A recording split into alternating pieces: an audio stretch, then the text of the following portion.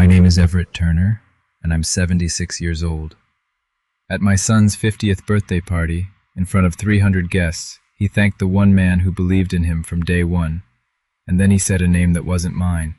I kept clapping. In 1998, 11 banks told my son no. I sold the 40 acres my father left me. There was a family cemetery on that land. I moved 3 graves and handed my son every dollar, no contract, not one signature. That business made him a billionaire. Behind him that night on a screen 20 feet wide, my family had put something up for everyone to see. Nobody in that room bothered to read the last line of it. I read it. I'd read it 28 years before. Before I go on, take a second to like and subscribe, and tell me in the comments where you're watching from and what time it is there. I like knowing who's sitting with me. Now let me take you back to April in the morning I fell down in a feed store. It was the second Tuesday in April 2026. I was at the register at Bell Creek Feed and Seed buying fence staples and a bag of layer pellets. I remember the price, $19.40. Then I was on the floor and Dale Rooney was holding my head off the concrete. 40 seconds, they told me. The doctor in Monroe called it atrial fibrillation. He was kind about it. He was also required by law to report it, and the state of Wisconsin suspended my license for 6 months. I want to be honest with you. I didn't think much about my heart. I thought about Sunday mornings. Ruth was buried at St. Anne's 2 miles out on County F, and I hadn't missed a Sunday since we put her there in the fall of 2024. 2 miles is nothing in a truck. 2 miles is a long way at 76 with a bad rhythm.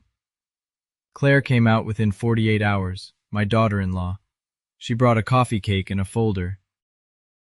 "It's just a limited power of attorney, Dad," she said, "so I can handle the insurance."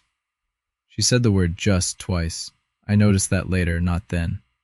I signed at the kitchen table, under the light fixture I hung myself in 1989. She had a little flag sticker where my name went. I've signed things my whole life. That was the first time nobody watched me read. She put the folder in her bag and stood up. Then she took out her phone and photographed the key ring hanging by the door. I asked her why. "Insurance," she said. "They want to know how many sets there are." That was the first lie. It was small and it was very well made. 3 weeks later I was moved. Nobody used that word. The word they used was invited. Nathan's place sits on 11 acres outside Madison, 55 minutes from Bell Creek if the trucks aren't backed up on 18. There's a guest cottage behind the main house, white 2 bedrooms, a little porch that faces a pond somebody had dug on purpose. "It's temporary," Claire said, "until your license comes back." I couldn't drive. That's the whole thing right there. A man who can't drive doesn't get to disagree about where he lives. The mail was forwarded within the week. My landline in Bell Creek was disconnected because, as Bryce put it, nobody uses those anymore. I got a cell phone with buttons big enough for my thumbs, and I was grateful for it, and I'm still not sure I should have been.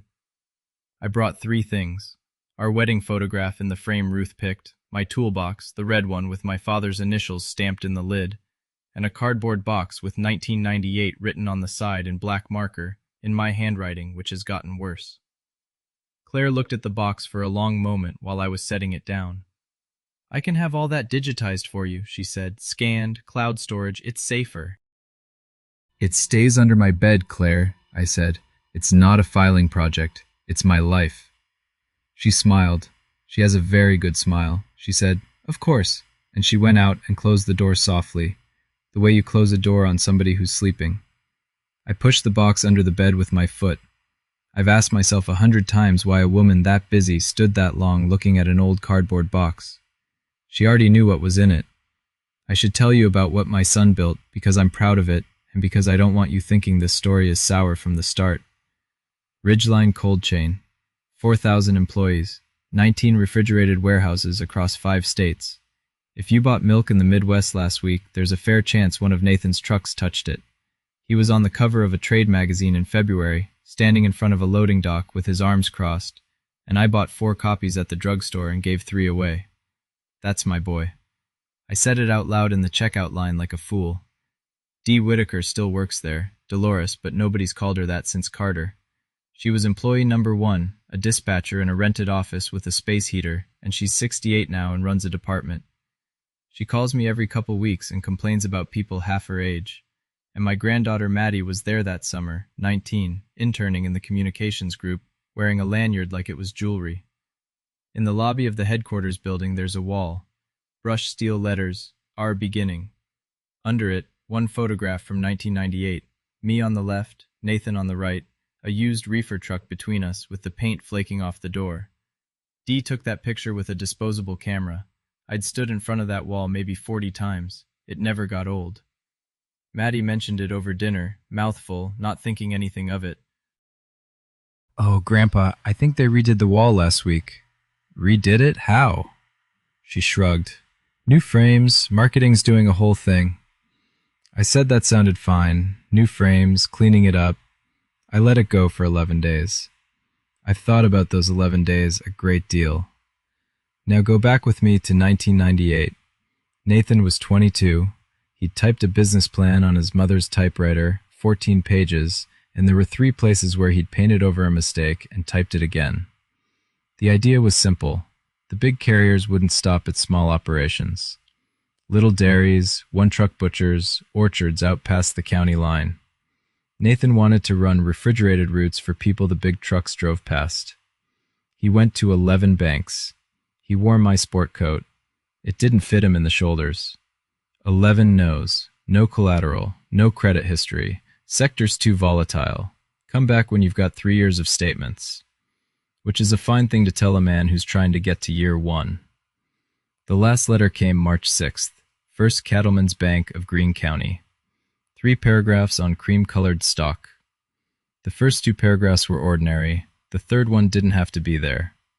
It said the loan committee had concerns regarding the applicant's maturity and his readiness to manage other people's money. Nathan read it at the kitchen table. He put it down and looked out the window a while.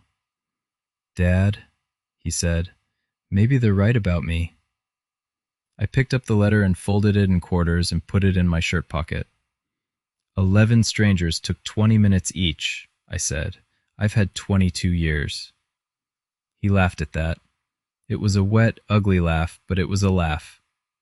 At the bottom of that page was a signature line and a name typed under it. H. Vance, Loan Officer. I want you to hold on to that name. I didn't. I put it in a shirt pocket and went out to look at 40 acres and do arithmetic in my head. The land was on Hollow Road. 40 acres good bottom ground my father's. He died in 1986 in the front bedroom of the farmhouse, and about a week before the end he made me promise I'd never sell it. I said I wouldn't. I meant it the way you mean things at 36. There was a cemetery on that ground. Not a big one. A square of fence, maybe 30 feet on a side, up on the rise where the tile drained. My grandfather, my grandmother, and a sister of mine who died at 4 years old in 1954, before I was old enough to remember her face, only her shoes. I sold the 40 acres in March of 1998 to an agricultural outfit out of Janesville. $214,000. I hired a firm from Rockford to move the 3 graves to St. Anne's. $4,100. They wanted me to wait in the truck. I stood there for 8 hours instead because somebody in this family was going to be standing there, and everybody else in it was dead, or 22. I didn't cry that day. People will tell you that's shock. It isn't. There's work to do at a thing like that, and I did the work. I cried 3 weeks later driving past on Hollow Road when I saw they'd put corn in. The rows ran straight through where the fence had been, perfect rows, not one bit of hesitation in them. I pulled onto the shoulder and I sat there and I made a noise I'd rather not describe. Here's the part that matters. Everybody in Bell Creek knew what I sold that ground for. It was in the paper. It was in the church bulletin. Nobody had to be told. Remember that. I gave Nathan the whole $214,000, every dollar. He asked me standing in the driveway with the check in his hand, whether we ought to write something up. A note, terms. You're my son, I said. That's all the paperwork there is. I believe that. I still believe most of it. But there was a second thing. And this is the part nobody talked about for 28 years. The warehouse. Nathan needed cold storage in Monroe, 4,000 square feet with a functioning compressor and the man who owned that building would not lease it to a 22-year-old with a haircut. He wanted a guarantor, somebody with assets, somebody with cows. So we went up the stairs over the bakery to Walt Brennan's office. Walt did wills, deeds, and the occasional divorce, and he typed his own documents. He drew up an operating agreement for Turner & Son Cold Chain LLC. Nathan 80%, me 20%, and my personal guarantee on the warehouse lease, which meant if the boy went under, they came and took what was left of my equipment. "Everett," Walt said, "this isn't distrust. This is a landlord who wants somebody with cows." I signed for the warehouse. I did not sign for 20% of anything. I never thought about those two words again, not once, for 28 years. Walt kept one copy in his cabinet. One went to the county. One went home with me and sat in a cardboard box under a bed. In the spring of 2026, in a conference room in Chicago, 6 lawyers were reading that document line by line. I was 55 minutes away feeding a stranger's koi, and I didn't know a thing about it. In May, Claire announced the party. Nathan was turning 50 in August. 300 guests at the Harvest Barn, which is a 1912 hay barn somebody sanded and hung Edison bulbs in. Live band, a carving station, and a 6-minute film called The Ridgeline Story playing on a screen 20 feet wide. The film crew spent 2 weeks shooting interviews. They interviewed Nathan. They interviewed Harold Vance, who by then sat on the board and was married into us through Claire. They interviewed Bryce. They interviewed a grocery chain buyer and a produce broker and one driver with a good mustache. Nobody asked me a single question. I want to be careful how I say this, because at the time I made excuses so fast I hardly felt the sting. They're busy. It's a corporate thing. He's the CEO, not the son, when the cameras are up. Then a production assistant knocked on my cottage door, 24 maybe, very polite. "Mr. Turner, Claire said you kept the old rejection letters from the banks." I kept one. "Could we scan it for a background plate? It's a great visual." I got the box out from under the bed. I found the cream-colored page, still folded in quarters, the creases gone soft as cloth. She held it like it was worth money. She said, "Oh, this is perfect." And she scanned it on a little rolling device right there on my kitchen table, and she left. I felt useful. I want you to understand that. I stood in the doorway afterward, feeling useful for the first time since April. I handed it to them myself. I need you to remember that detail, because in 90 days that piece of paper was going to be 40 feet tall. Bryce came on a Thursday with 22 pages. Bryce Vance is Claire's younger brother, 41, and the chief operating officer of a company he did not build. He talks fast and stands too close. "Housekeeping, Dad," he said. He calls me Dad. "Tax cleanup before the fiscal year closes."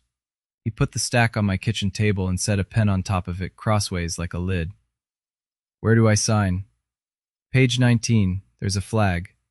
I'd like 3 days to read it. He did a thing with his mouth. Half a smile, half something else.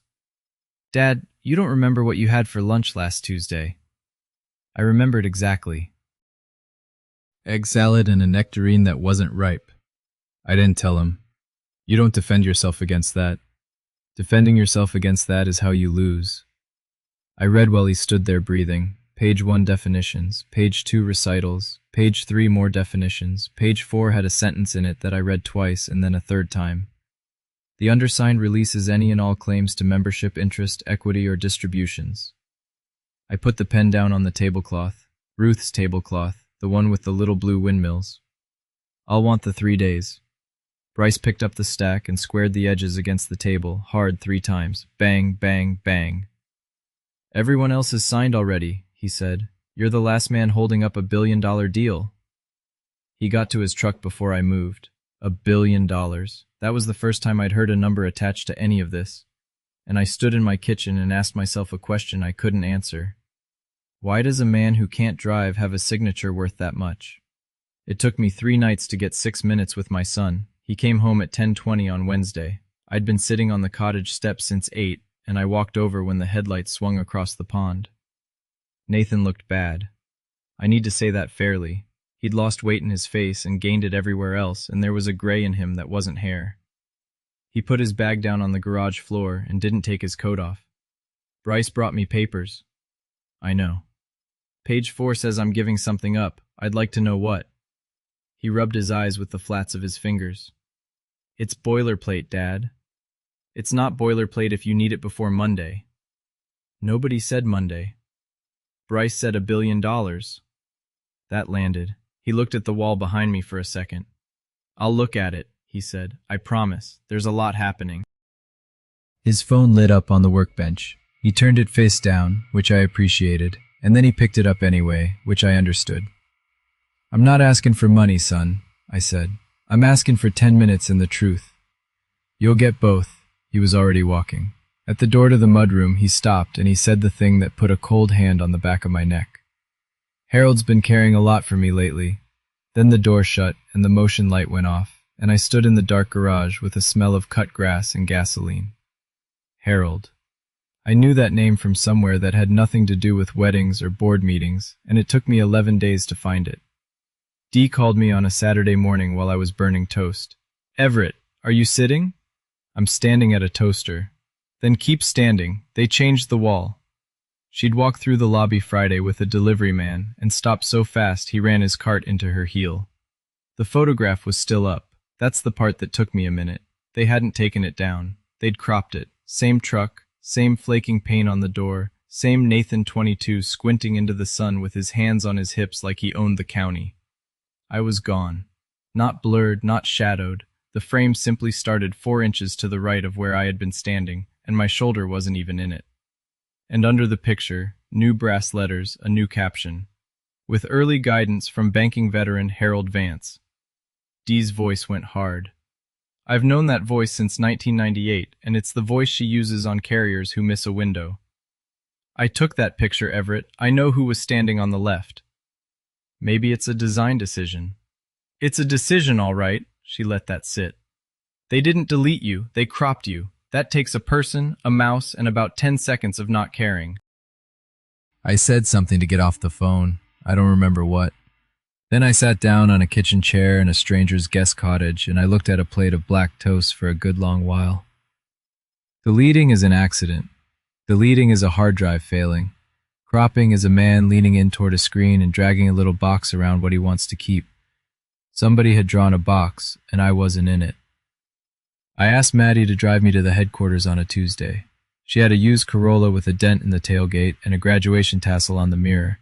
I'd had a visitor badge for 18 years. Number 0041, black lanyard, my picture from 2008 when I still had the mustache.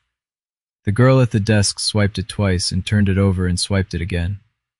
It's showing deactivated, sir. That's all right. Can you call D. Whitaker and dispatch? I can leave a message with reception. There were chairs by the window and I sat in one. Employees came through in 2s and 3s on their way to lunch.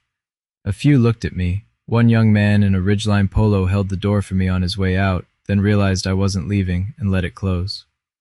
40 minutes. At 40 minutes, a security officer came over, 25 years old at the outside, and he did everything right. He crouched down so he wasn't standing over me. He kept his voice low. Sir, I'm sorry I have to walk you out. You're doing your job right, son. Yes, sir. I got up and got my hat off my knee. I used to have a key to this building, I said, back when it was a rented room with a space heater in it. He didn't know what to do with that. There's nothing a young man can do with that. He walked me to the door and thanked me, and I thanked him back, and I stood on the sidewalk in the sun waiting for a 19-year-old to bring the car around. I never found out who deactivated the badge or when. I found out why in about a month. Harold Vance asked me out onto the porch after Sunday dinner. He's 74, cardigan, half glasses on a cord, the kind of man who lets a silence go long because he's learned that other people rush to fill it. He poured 2 fingers of something for himself, and nothing for me because he knows I don't. I want to talk plainly, he said, man to man. Go ahead. Sign the release and the family takes care of you. An annuity, $2 million structured, paid out monthly. Plus a condominium in Madison near the clinic, no stairs. The pond made its noises. Somewhere a frog was working. Why the hurry, Harold? He turned his glass a quarter turn on the rail. There's no hurry, there's tidiness. He looked out at the water. At your age, with the fainting spells, a guardianship petition would be a very sad thing for this family. Let's avoid that. He said it the way you'd mention rain. Guardianship. That's a court taking your signature away and handing it to somebody else. That is a grown man being made into furniture. I said, nobody's erasing anybody, is that right? Nobody's erasing anyone, Everett. He smiled at the pond. We're just choosing which parts of the story travel well. And there it was. Not his face, his voice, low, patient, every sentence arriving already finished. I'd heard that voice on my kitchen phone in March of 1998, telling me the committee had made its determination, and there was no appeal. I held the rail and I said goodnight and I walked back to the cottage across wet grass. I got the box out from under the bed. The letter was gone. I'd handed it to a girl with a scanner and she'd taken it with her. Maddie drove me to Bell Creek that Friday. She had a shift at 4, so we left early and neither of us said much on 18. There was a sign in my yard. White and Green, a realty company out of Madison, and across the bottom, in a red bar, pending. Maddie said, Grandpa, stay in the car a minute, honey. The front door was locked, with a different lock. There's a window on the north side that never latched right since 1994, and I got in the way I got in when I was 9 years old. Empty. Not cleaned out to the walls. Worse than that, half of it was gone and half of it was where I left it, so it looked like a house where somebody had died in the middle of an argument.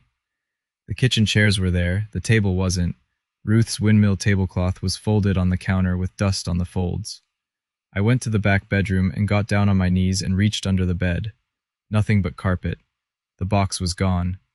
1998 in black marker in my own bad handwriting. Ray Sorensen was in his driveway across the road, and he came over with his hands in his pockets, embarrassed for me.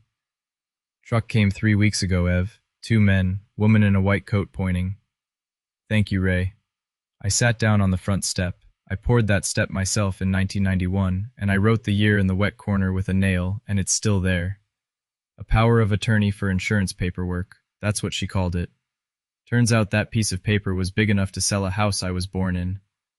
I want to stop right here on that step because I sat on it a long time, and I'm not in a hurry to leave it.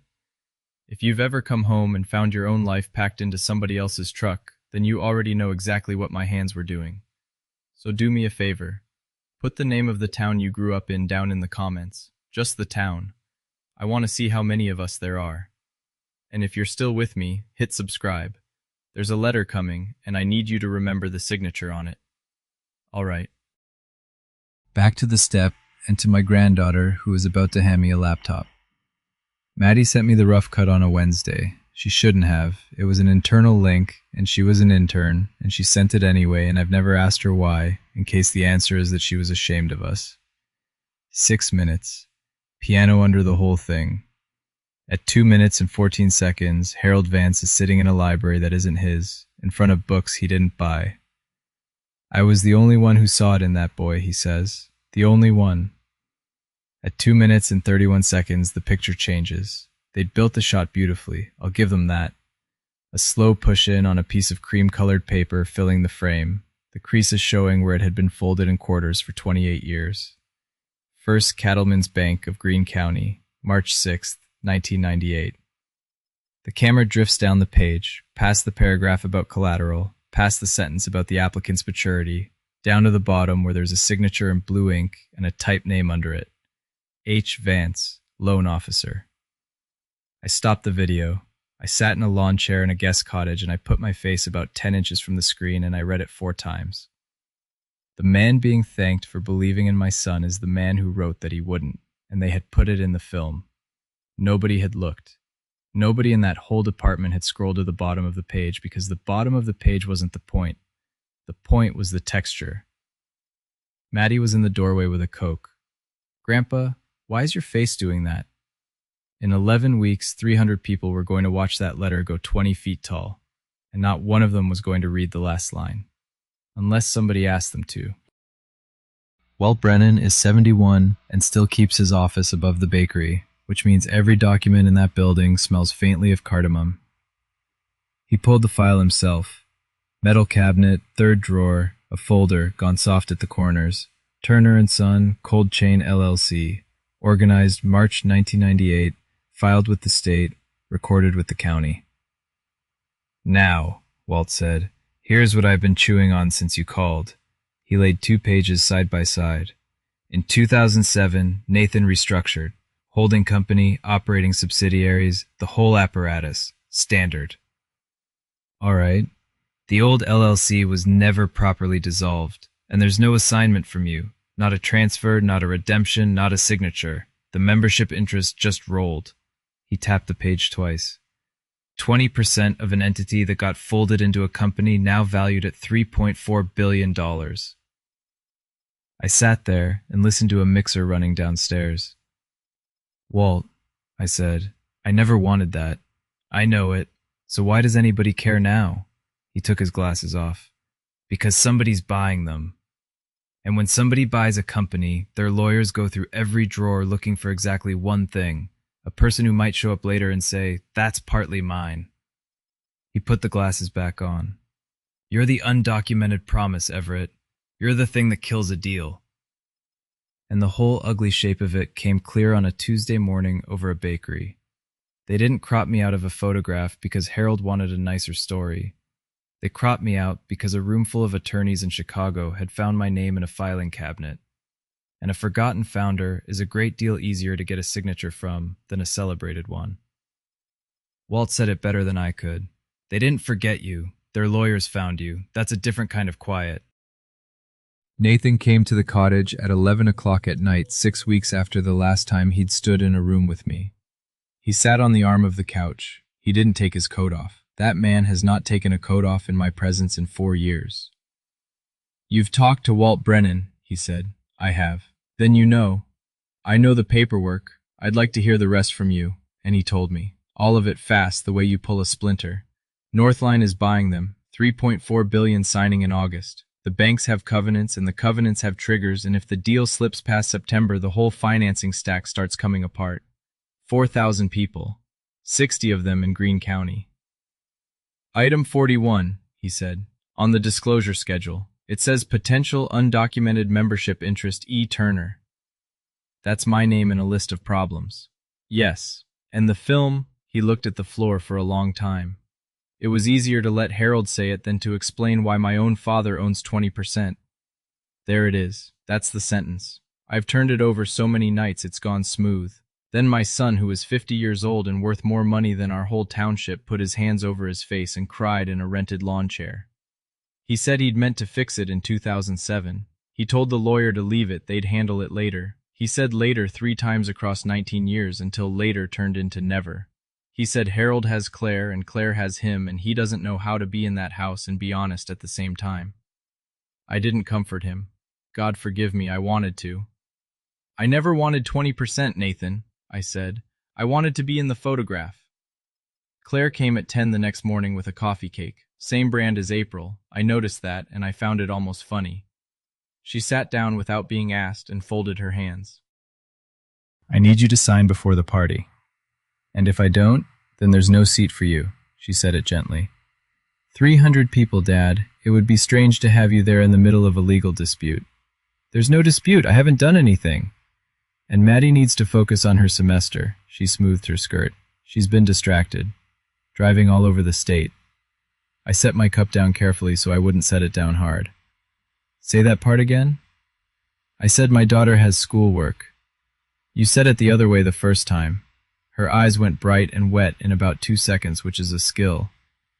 I have done everything for you, she said. The insurance, the doctors, getting you out of that freezing house, and you're sitting there making me the villain? I got up and got the pot and poured her more coffee because my mother raised me, and because a man who starts shouting in that conversation has already lost it. I'm not going to ruin anything, I said. I'm just not going to sign it. Everyone is going to look at you. They can look. She left the coffee cake. It sat on the counter for 4 days, and then I threw it out, and I felt bad about that, which tells you something about how I was raised, too. At the door, she turned around. Don't make 300 people watch a sad old man wreck his son's birthday. I said, I'll wear a tie. Walt laid out the first road, and I want you to hear it because I turned it down, and I've never been sorry. You file a petition to determine membership interest, he said. Today. Northline sees active litigation and walks. The banks call the covenant. Everything freezes. How long? 2 years, maybe 3.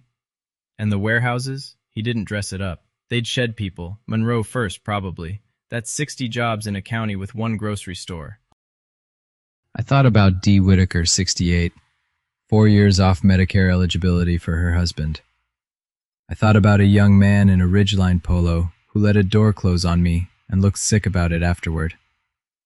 No, I said. Everett, that's your leverage. That's 60 families' groceries. He sat back and folded his hands on his stomach and looked at me for a while, and then he said, All right, then tell me what you do want. I asked for a legal pad. I wrote 3 lines, and it took me 40 minutes. 1. The company tells the true version of how it started, out loud to its own people. 2. The power of attorney is revoked, and the sale of my father's house is canceled. 3. The 20% goes into a trust in my father's name. I don't take $1 of it. Walt read it twice. You understand you're giving away something like $600 million. I gave away $214,000 once, I said. This is easier. I've got practice. I mailed it to Nathan's certified return receipt.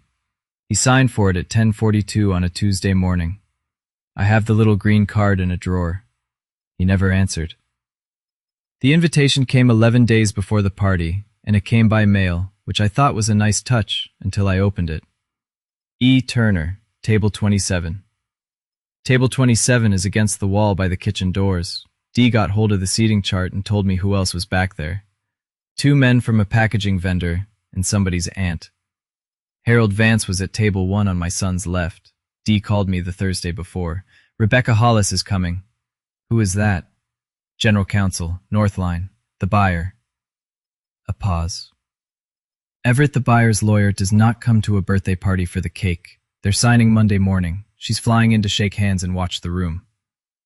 I said thank you and hung up and stood at the window a while. Then I got out the iron. I ironed the white shirt I wore to Ruth's funeral because it's the only one with a collar that still stands up, and I did the cuffs twice. I did not write a speech. I want that clear.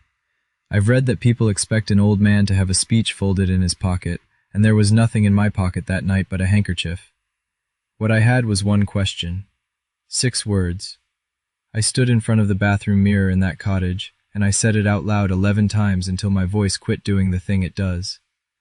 Because here's what I'd figured out on that legal pad in the 40 minutes it took to write 3 lines. I was never going to be able to prove anything in that barn. I didn't have a document. I didn't have a lawyer standing up. All I had was a projector, 300 witnesses, and a piece of paper they were going to show everybody themselves. The harvest barn on the 9th of August, 7 o'clock, still full light outside, 91 degrees dropping to 80, oak floors they'd sanded down, bulbs strung the length of every beam, a 4-piece band on a platform, beef on a carving station, and the whole place smelling like smoke and old hay, which is the smell of my entire childhood, and I'd like to have that back if anybody knows where to return it. 300 people, grocery buyers, a produce broker who flew in from Denver, 2 local bankers, and I want you to appreciate that. 2 local bankers were there in good suits eating on my son's tab. And that screen, 20 feet of it hanging off the gable end, dark, waiting. Table 27 was exactly where Dee said it was. Kitchen door on my right, and every 90 seconds it swung open and a boy went through with a tray. Nobody introduced me. 3 separate people asked me what department I was with. The third one was a woman in green, very friendly. So which department are you with, sir? I'm with the family. Oh, which side? I said, the old side, and she laughed and moved on, and I sat there and drank ice water. Maddie snuck back for 10 minutes and put her hand on my arm and told me about a boy in her statistics class, and then Claire caught her eye from table 1 and she went. Across the room, near the bar, a woman in a gray blazer stood by herself, not drinking, not networking. She had a slim folder tucked under the chair beside her, and she watched the room the way a person watches a road for deer. Rebecca Hollis. She never sat all the way down. At 8:40 they killed the lights. 300 people turned toward the gable end, and the room went that particular kind of quiet you only get when a screen lights up. The Ridgeline story, piano, aerial shots of white trucks on black highway. I knew every frame. I'd watched it 11 times on a laptop in a lawn chair. 2 minutes, 14 seconds. Harold in the library. I was the only one who saw it in that boy. Somebody at table 3 murmured, "Aw." 2 minutes, 31 seconds. The letter came up, and at 20 feet it was something else entirely. Cream-colored filling that whole wall, the fold lines running across it like fence wire. You could see the grain in the paper. You could see where the typewriter had struck the R too hard. The room made a sound, a low, warm, appreciative sound, because that's what that shot was for. Look what they said no to. Look what they missed. The camera drifted down the page, slow, deliberate. Somebody had graded the color to make it warmer. Past the collateral paragraph, past the sentence about the applicant's maturity, and down to the bottom where a name sat in typewriter capitals about 11 inches tall. H. Vance, Loan Officer. It held for 5 seconds. I counted them. 1, 2, 3, 4, 5. 300 people were looking at Nathan, who was standing off to the side of the screen with his arms folded in the light of that letter moving across his face. Not one head turned. Not one. Then the film cut to a shot of a warehouse dock in the rain and the letter was gone. 5 seconds. I needed it longer than 5 seconds. I put both hands flat on the tablecloth and waited. The lights came halfway up and my son walked to the microphone. He was good. He's always been good. He thanked the staff and the drivers and the woman who does the routing software by name, and people cheered for her and she covered her face. Then he changed his voice. In 1998 I was 22 years old, he said. I had a business plan and a haircut and 11 banks told me no. Laughter, warm laughter. 11. I counted. I still have one of the letters. A beat. You just saw it. Applause and a whistle from the driver tables. And when 11 institutions with actual money looked at me and saw nothing, he said, one person looked at me and saw something. Nobody was moving. Even the boy at the kitchen door stopped with his tray. To the one man who believed in me from day one, Harold Vance. The room came up out of its chairs. Harold stood at table 1 and put one hand flat on his chest and turned a slow half circle so everybody could get a look at him. He shook his head like it was too much. He mouthed the words, "No, no." The band's drummer hit a cymbal. Somebody at the back whistled through 2 fingers, and I clapped. I want to be honest with you about why, because a lot of people have told me since what they'd have done. If I had stopped clapping, one person would have noticed, then a second one, then a table. And within 30 seconds I'd have been the old man at 27 with his hands in his lap, and that story would have gone around that barn faster than the truth ever could. A man who stops clapping in a room like that becomes the story. And I wasn't ready to be the story yet. I clapped for 26 seconds. I know because I counted those too. Bryce picked that exact minute. I still don't know if it was strategy or if he's simply a man who can't read a room. He came across the floor while people were still sitting down, and he had the 22 pages rolled in his fist and a pen in his shirt pocket. He crouched by my chair. "Sign it tonight and we're square, Dad. Midnight."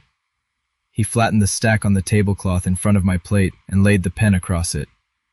The packaging vendor and his wife and somebody's aunt all looked at the pen and then at their food. "Not tonight," I said. "Dad!" Up front, the MC took the microphone. "Let's get the family up here for a photograph." I stood up.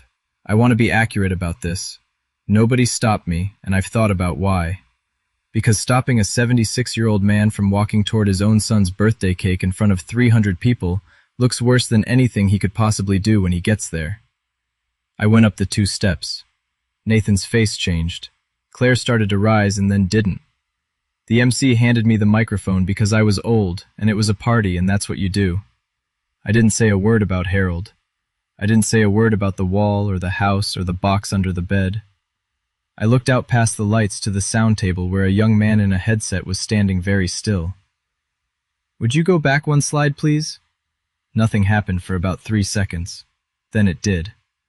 The screen lit up cream-colored, 20 feet of it, and the whole barn turned around to look. I didn't explain it. "My name is Everett Turner. I'm Nathan's father. I only came up here to ask you all to read the last line. There is a particular sound a room makes when 300 people read the same 11 words at the same time. It isn't a gasp, it's smaller and much worse. It's chairs. Somebody set a glass down at table 9, and you could hear it hit the wood. Harold got to the platform fast for a man of 74.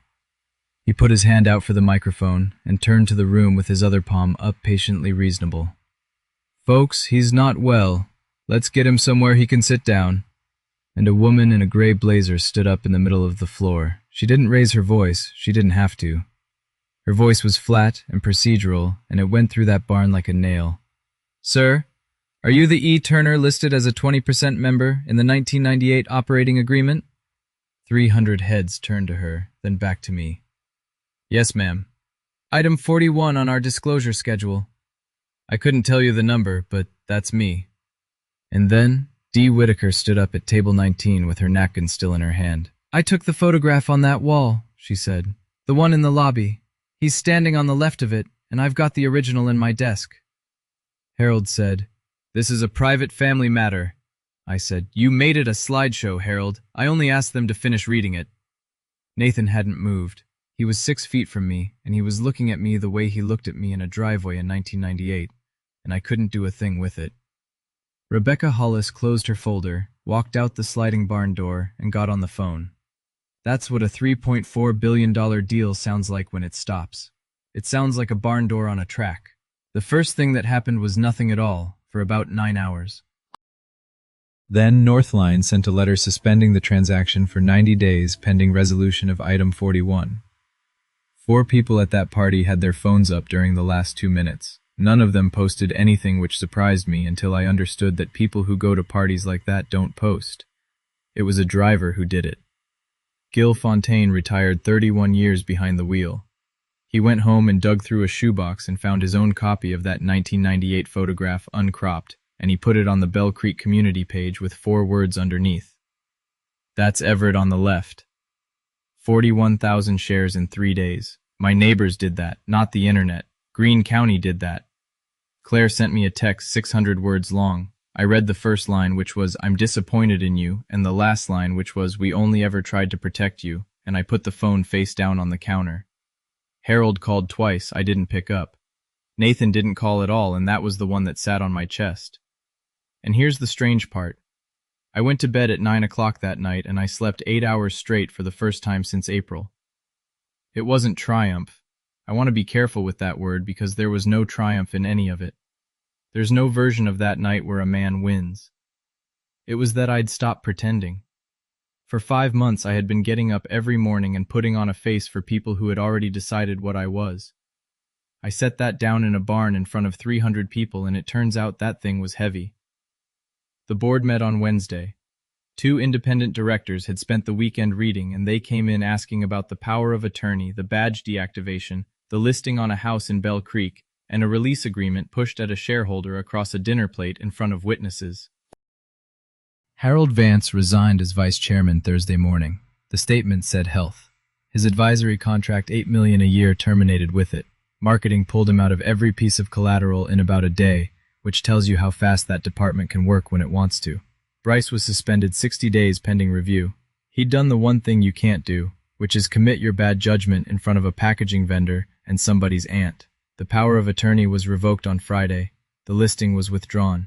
There was a cancellation fee of $3,200, and I paid it out of my own account, and I want that in the record. Nobody paid it for me. And on Saturday, a courier brought a cardboard box to the cottage with 1998 on the side in black marker. I sat on the floor and went through it. The wedding program from 1972, Nathan's baptism certificate, a receipt from the Rockford firm for $4,100, 3 graves itemized. 2 things were not in that box. I'm going to tell you what they were, but not yet. Walt came by that afternoon with a bakery bag and looked around at the paper all over my floor. "You know what the strangest part is?" he said. "You never sued anybody. You never filed 1 page. No. You just stopped agreeing with them." He set the bag down. Turns out that was the whole load-bearing wall. Nathan drove out to Bell Creek by himself on a Sunday. No driver, no phone in his hand. We stood at the edge of the corn on Hollow Road. Up on the rise were the tile drains. August corn over our heads, the leaves making that dry sound they make. "Right about there," I said. "I know where it was." We stood there. "I didn't forget, Dad. I want to say that plain because Claire's version is that I forgot." "All right." "In 2007, the lawyer flagged it. The old LLC. He asked me how I wanted to handle my father's 20%. He put his hands in his pockets. I told him to leave it. We'd deal with it later. And later, 19 years of later, he said it to the corn. Every year it got more expensive to say out loud. By the end, I wasn't protecting a deal. I was protecting the fact that I hadn't said anything for 19 years. He turned around then. I don't know how to fix 28 years. You don't have to fix 28 years, I said. You have to tell 300 people the true version. That's about a 5-minute job. He laughed, and it was the same wet, ugly laugh from 1998, and I had to look at the corn for a second. Say the rest, he said. There's a rest? There was. My door's open every Sunday. It always will be. Bring Maddie, bring whoever. And nobody hands me a pen in my own kitchen ever again. Not you, not a lawyer, not somebody bringing a coffee cake. He nodded. He didn't argue, and he didn't cry this time. That's fair. It isn't a punishment, son. It's just the new rule. We walked back down to the road. 2 grown men passed a mailbox with my name on it. 3 weeks later, Nathan stood on a pallet jack in Warehouse 1 in Monroe in front of 700 people in coats with the internal live stream running to every dock in 5 states. I wasn't there. I want to be clear about that because people assume I was. Dee held her phone up so I could hear it. I sat on my own front step in Bell Creek, the one with 1991 scratched in the corner, and I listened to my son in 41 degrees of warehouse air. He said 11 banks. He said the exact number, $214,000. He said 40 acres on Hollow Road. He said 3 graves and what it cost to move them, and he said his father stood there for 8 hours and wouldn't wait in the truck. He said he had allowed another man to be thanked for that, and that no one had made him do it. 700 people in a cold building, and nobody made a sound for about 4 seconds. The lobby wall went back up the following week. The original photograph uncropped 2 men in a truck with the paint coming off the door. The caption has 2 names on it now, and one of them is mine. The disclosure documents were amended. Northline came back to the table and closed in November 6% below the August number because governance risk has a price and the market charges it. $204 million. I'm going to put that number in this story on purpose. The truth costs something. It cost my son $204 million, and it cost Harold Vance a chair, and I'm not going to pretend it was free. At the shareholder meeting, Bryce objected on the record. Then a 19-year-old stood up, talked for 40 seconds, and sat back down. That warehouse clapped for a while. The 20% went into a trust in my father's name. I have never taken $1 out of it, and I am not going to. The trust runs a lending program. We call it the Hollow Road Fund. The rules are short because I wrote them, and I'm not a complicated man.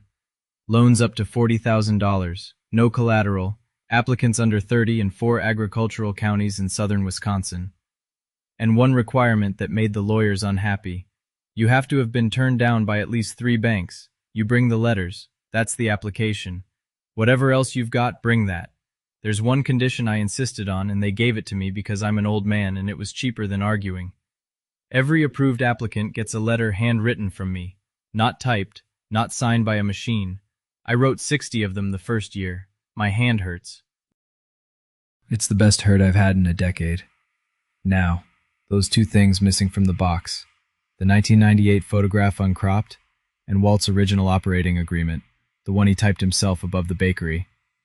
Dee had the first one in her desk drawer the whole time. Walt had the second one in a metal cabinet that smells like cardamom. He had them both framed and brought them out to the house. The photograph hangs in the front room where anybody can see it. The operating agreement hangs in my kitchen over the coffee pot. Ruth would have said that's the wrong room for it. It isn't. It's a tool, not a trophy, and tools belong where you use them. Nathan comes for dinner every Sunday. Maddie comes every Sunday. Claire has not come. I set a place anyway the first 6 weeks, and then I stopped, and I don't apologize for either part. In April of 2027, they put a pacemaker in me at the hospital in Monroe. 40 minutes out, the same day, and I've got a card in my wallet for airport security. In May, the state of Wisconsin gave me my license back. I drove my own truck for the first time in 13 months. A 2003 Ford with 240,000 miles, and I sat in the driveway for a minute before I turned the key, feeling like a teenager. I drove out to Hollow Road. I did not buy the land back. I want to be honest, I looked into it and then I stopped looking into it. That ground is somebody's living now and it grows a good crop, and my father would have thought a great deal more of that than of a monument. What I did was smaller. I made a sign, white oak, out of a board I'd had in the barn since the 80s, and I did the lettering myself with a router and got the S in Sarah crooked. 3 names, 2 dates each. I set it in the ditch bank at the fence line where the county mows and nobody plants, and I set it in concrete because I'm not doing it twice. Then I stood there with my hands in my pockets in the middle of a cornfield in May when it's still just green stubble and you can see all the way across. 28 years I'd been driving past that spot, adding up what I lost. The land, the promise to my father, 3 graves, a photograph, 26 seconds of applause. I stood there in May of 2027 and I did the arithmetic one more time. I gave that money without a contract, and I'd do it again tomorrow. A contract protects your money. It was never going to protect my name. Only I could do that. It took 6 words. So let me ask you something and pick one. Type 1 if you'd have kept clapping like I did. Type 2 if you'd have stood straight up at that table. There's no wrong answer. I've argued both sides with myself at 3 in the morning and I've never won. And if this one sat with you, there's another story waiting in the description. A woman who was asked to step out of her own daughter's wedding photograph. Thank you for sitting with an old man tonight.